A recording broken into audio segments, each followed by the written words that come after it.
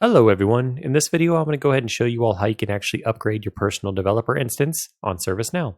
So while you have your PDI, your personal developer instance, you may be working on it for a while and there may be times where you fall a bit behind. Maybe you're not on the latest release, or maybe you're multiple releases behind and you haven't gone ahead and upgraded your instance yet. So you can actually do this yourself. If you head over here to developer.servicenow.com, get signed into your account, and then if you already have an active instance, you should see this option over here that says Manage My Instance. It might be centered on the page depending on the layout at the time, but once you go ahead and select this, you should see an option somewhere on your page. Right now, it's right here off to the kind of the top of the page where it says Upgrade Release. Once you go ahead and select this, I'm already on the latest release, so I can't move up anymore. But let's say you're maybe 2 or 3 releases behind.